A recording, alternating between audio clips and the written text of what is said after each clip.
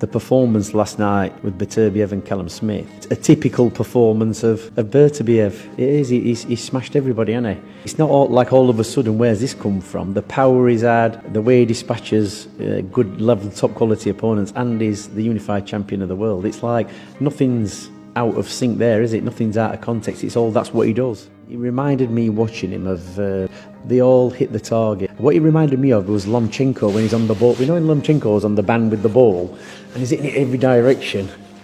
Well, it was like Callum Smith's head was the ball, and no matter where he moved it, and he didn't move it a great deal, but Beterbiev had him covered. Every time he moved, every single shot he kind of threw, he must have hit him with 95%. He couldn't get out of the way, and let's just say that he has been doping for 20 years. He must be very good if he's got away with it for that long, because I don't think Tony in any part of his career boxed. Usyk, and look what happened.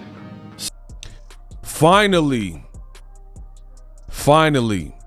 we have at least one person from the UK that is giving credit to Artur Beterbiev and not hating.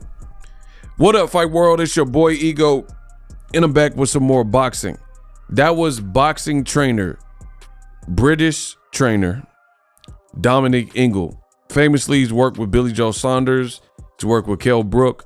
I think Kell Brook is probably one of his top guys that he's worked with. And we get somebody who's from Great Britain, from the UK, keeping it real on Artur Beterbiev.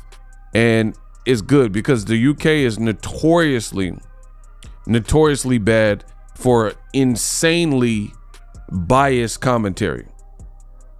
So I'm really happy that I got around and heard this interview where he's finally, you have somebody from the UK giving props to Beterbiev.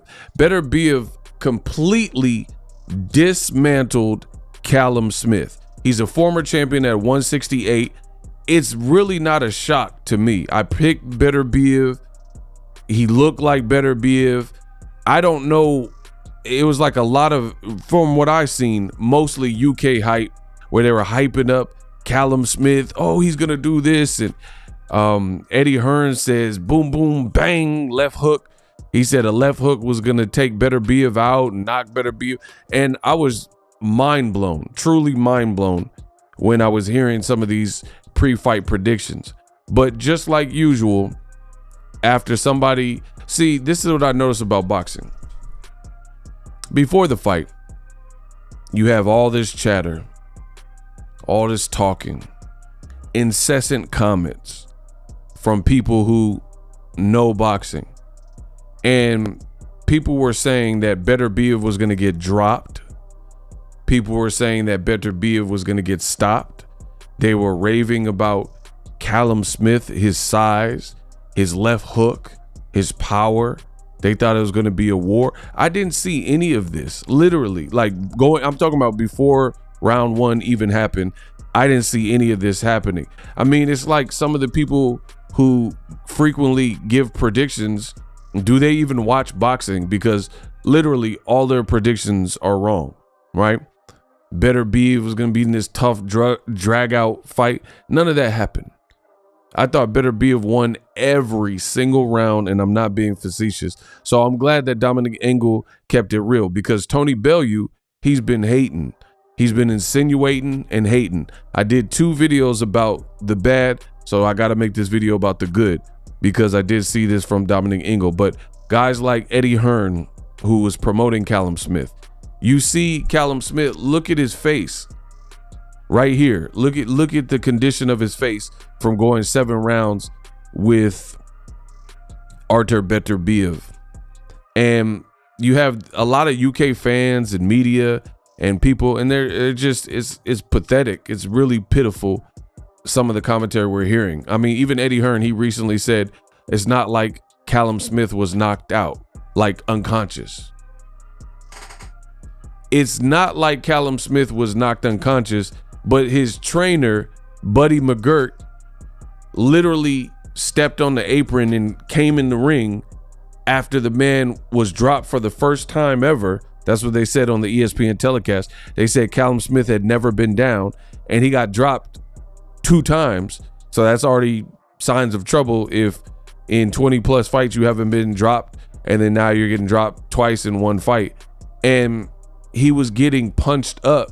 So one can only fathom, one can only imagine what would have happened if you had a referee like Steve Smoger or somebody who allowed that fight to continue. You know what I mean? So what is Eddie Hearn even talking about? It's not like he was unconscious.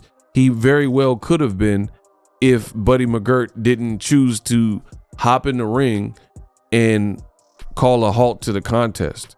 And then now you have people like Tony Bellew, who's basically insinuating that Artur Beterbiev cheated, or he's juicing, or he's on something and he's getting stronger.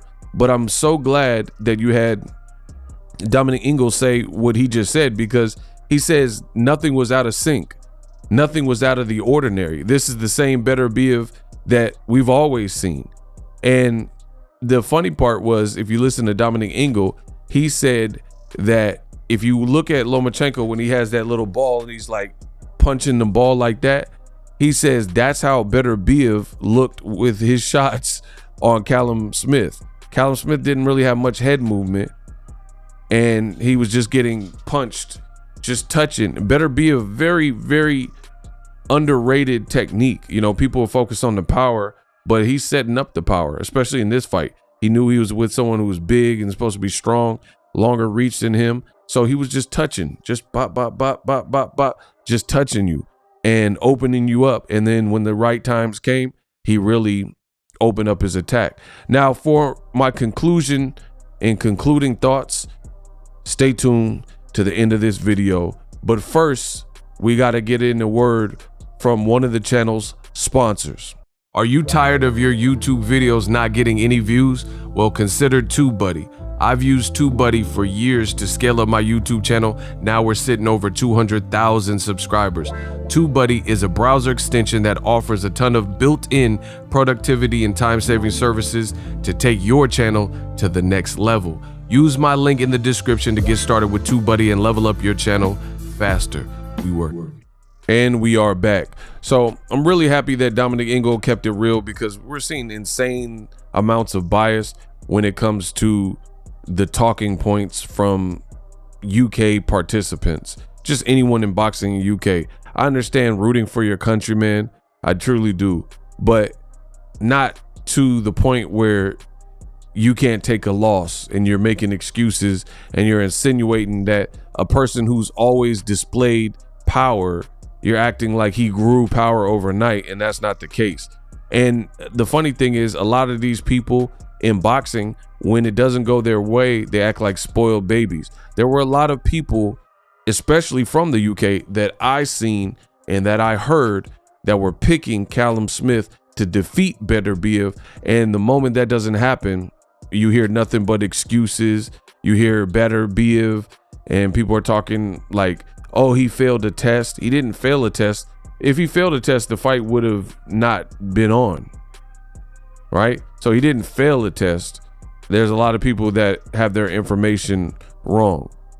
He had an atypical test, which means it was basically he had amounts of substances that are naturally occurring in the body, and it was a higher than normal amount than they probably would have expected. But then they did further investigation, which they do for an atypical test, and continued to test him, and this didn't come up anymore. So it could have been anything, like a change in diet. You know, he ate some fish and steak and whatever causes you to have elevated levels of HGH, right? It's not really rocket science. It doesn't take a rocket scientist, right? So it's just sad stuff that in boxing, after every fight, you got people who talk a great deal about what's going to happen and how it's going to play out. And as soon as that doesn't happen, they come with the excuses. Oh, I mean, even Eddie Hearn said Beterbiev is not human. I mean, what's not human about him? If you watch Beterbiev, he's always doing like exercises with his wrist, and he has heavy bars and he's twirling it, and he's doing all this thing, like all these exercises in training. You can go to YouTube and probably type in Beterbiev training, and find all these videos that I'm talking about. And he's doing these like wrist push-ups and popping up. And we know these fighters from Russia and Dagestan and different places, like even in the UFC, you look at guys like Khabib Nurmagomedov. He has some real intense training. And there's a lot of UFC guys, it's kind of the same deal. They do some pretty hardcore stuff. Like I've even seen videos of Russians where the Russians, they're doing ice plunges in an ice lake.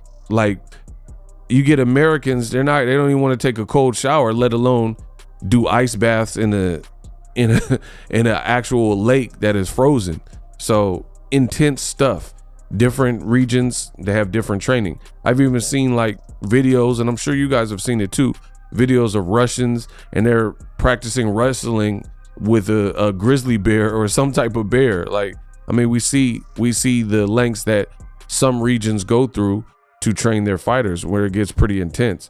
So to take that away from Beterbiev because you're mad, I mean, that's just sloppy and that's pathetic. So I'm glad that Dominic Ingle kept it real and said, I didn't really see anything out of the ordinary. Callum Smith wasn't moving his head. He was getting pinged around. And I mean, literally, he tried to, like, what did he expect? He tried to stand his ground. He didn't use his height. Like, you see all this height deficit that Beterbiev has. He didn't fight tall. Callum Smith did not fight tall. And then he tried to have a shootout and he kept positioning his back on the ropes. I mean, your power might have worked at a domestic level, but you got to even give credit to Beterbiev. What I seen from a defensive standpoint, his defense looked pretty solid. Like he didn't overcommit.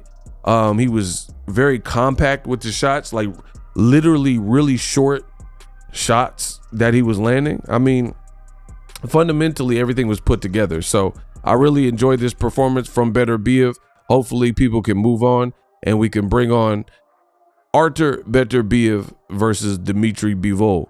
For more boxing news, keep it locked right here. My name is Ego. I've covered boxing for over 10 years, the best in the business, and it's not even close. Subscribe.